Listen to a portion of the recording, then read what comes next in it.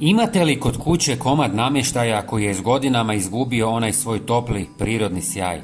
S vremenom, čak i najkvalitetnije drvo počne pokazivati tragove trošenja, ali nema potrebe da ga bacite. Danas ću vam pokazati jednostavan način kako da ga obnovite i vratite mu ljepotu pomoću potpuno prirodnih sastojaka koje većina nas ima kod kuće.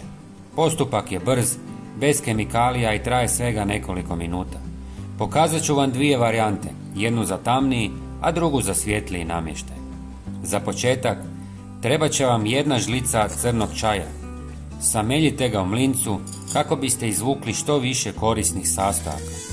Crni čaj je odličan za obnovu starog drveta jer sadrži tanine koji vraćaju boju, uklanjaju prljavštinu i daju prirodan sjaj površini.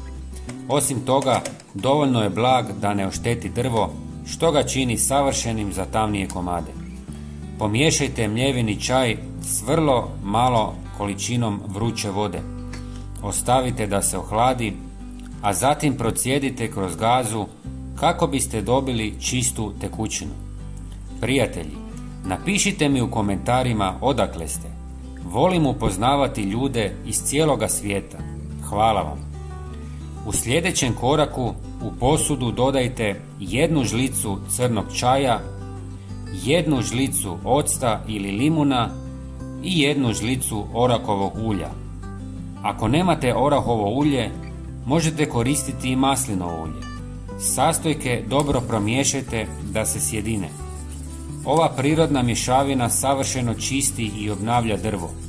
Ocat uklanja nečistoće i masnoću, crni čaj s taninima vraća boju i svježinu, dok orahovo ili maslinovo ulje prodire duboko u površinu, hrani drvo i štiti ga od isušivanja. Sve to bez ikakvih agresivnih kemikalija.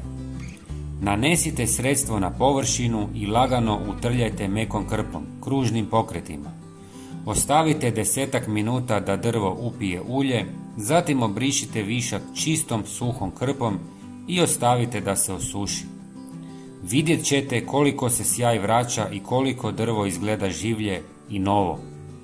Za svjetliji namještaj možete koristiti mješavinu jedne žlice kokosovog ulja i jedne žlice octa ili limunovog soka.